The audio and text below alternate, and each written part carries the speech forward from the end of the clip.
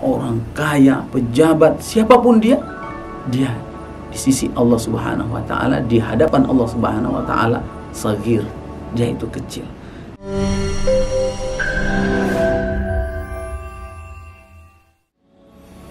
Assalamualaikum warahmatullahi wabarakatuh. Alhamdulillah alladzi 'allamal Qur'an khalaqal insan 'allamahul bayan. Wa nusalli wa nusallimu ala nabiyyina Muhammadin wa ala alihi wa sahbihi ajma'in. Saudara-saudaraku sekalian yang berbahagia, ayat berikutnya dari surat Al-Mudaththir, yakni ayat ketiga, Allah Ta'ala berfirman, a'udzubillahi minasyaitonir rajim, wa rabbaka fakabbir. Taujih, arahan berikutnya dari Allah Subhanahu wa taala kepada Rasulullah sallallahu alaihi wasallam, yang pada hakikatnya juga buat kita semua para dai, dan bukan hanya dahulu, sekarang dan berikutnya hingga yaumul qiyamah, dimanapun berada, maka ini menjadi arahan, ya, taujih dari Allah Subhanahu wa taala untuk para dai.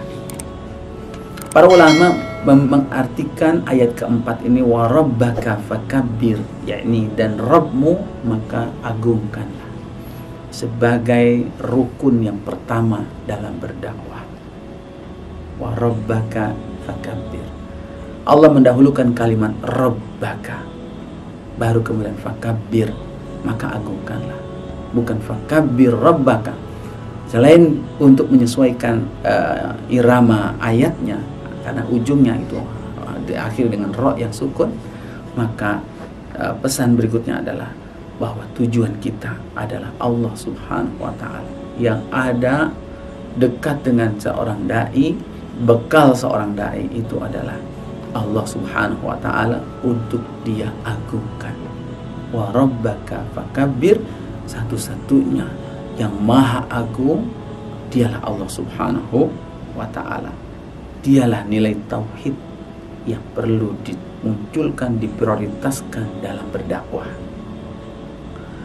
Maka Allah Subhanahu wa taala menjadikan beberapa sarana-sarana dalam beribadah ini adalah untuk membantu agar nilai-nilai wa rabbaka fakabbir itu menancap kuat di dalam hati kita.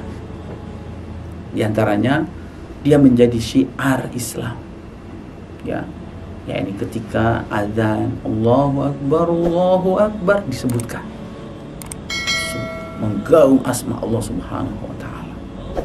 Pada saat Idul Fitri, Idul Adha, menyembelih Allahu Akbar. Pada saat tawaf, ya, sedang melambai ke Hajarul Aswad, Allahu Akbar. Bismillahi Allahu Akbar, Allahu Akbar. Pada saat menyembelih, Bismillahi Allahu Akbar. Dan seterusnya, pada saat sedang jumroh, Allahu Akbar. Maka itu menjadi syiar Islam.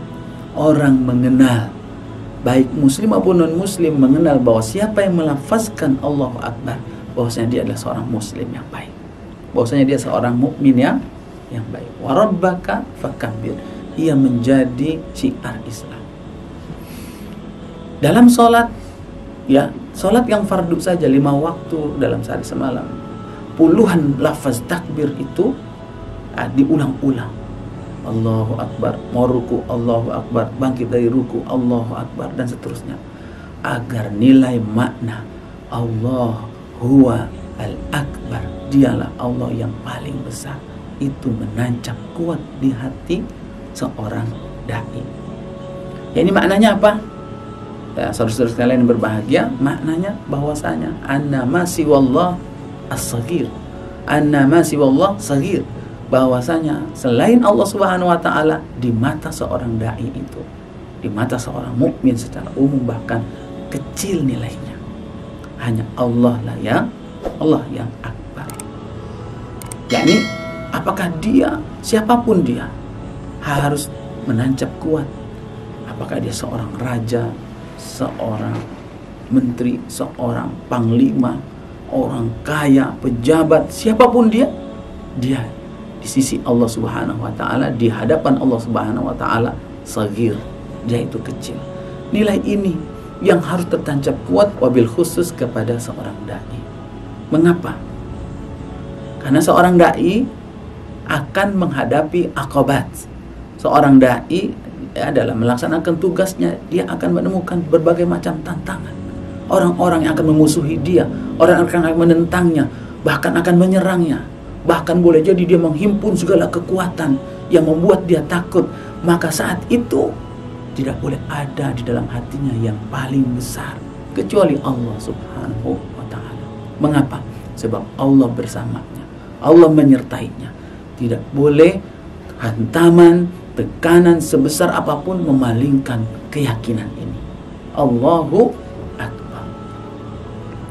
Saudara-saudaraku sekalian yang berbahagia, ini diulang-ulang terus agar maknanya menancap dalam hati kita, dan pengucapan Allahu Akbar itu akan membantu agar nilai itu kuat, wabil khusus saat-saat kita sedang terdesak, maupun saat-saat kita sedang menghadapi godaan, rayuan, keindahan, kesenangan dunia, ya, tawaran-tawaran dunia.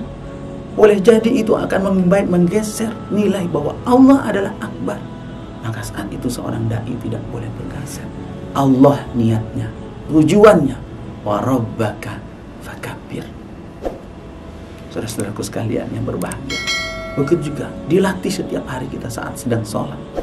Ketika kita sedang takbir Allahu Akbar, maka saat itu kita hadirkan makna itu, bahwasanya ketika kita sholat, semua urusan-urusan yang menimpa diri kita, yang ada menjadi beban dalam kehidupan kita, itu harus kita letakkan terlebih dahulu.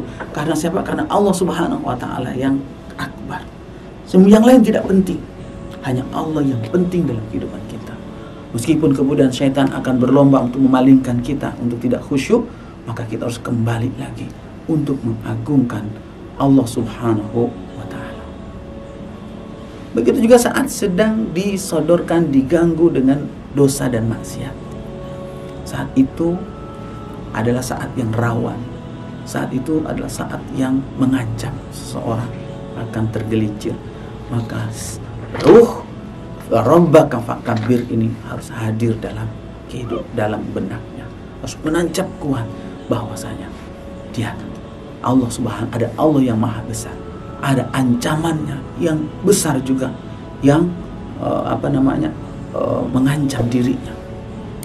Bahwasanya kekuasaan Allah, ilmunya, kemampuan Allah subhanahu wa ta'ala akbar, maha besar. Dia lihat dengan kemampuan Allah subhanahu wa ta'ala, dengan ilmunya yang meliputi segala sesuatu. Dia ingat akan ilmunya, di mana Allah subhanahu wa ta'ala mengetahui segala sesuatu. Tidaklah gugur sebuah daun dari pohonnya, melainkan Allah mengetahui. Tidaklah apa yang dikandung oleh seorang wanita saat keadaannya menurun, saat keadaannya tazdad, wa ma taghidul arham wa ma tazdad, Allahu ya'lam, Allah maha mengetahui. Wa kullu syai'in indahu bimiqdar, dan ukurannya, kadarnya semua tidak luput dari ilmu Allah subhanahu wa ta'ala. Ketika seseorang mengetahui itu semua, maka tidak ada yang bisa menggeser pijakannya. Begitu sabat, begitu kokoh, begitu kuat. Itulah nilai wa rabbaka fakabbir, dan Tuhanmu agungkanlah. Ini adalah hajat kebutuhan manusia secara umum, mobil khusus hajat seorang mukmin, bahkan terlebih lagi adalah hajat seorang dai. Maka mari kita membekali diri kita.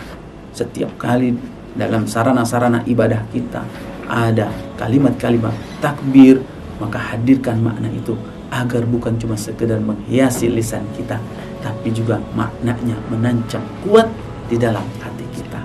Wassalamualaikum warahmatullahi wabarakatuh.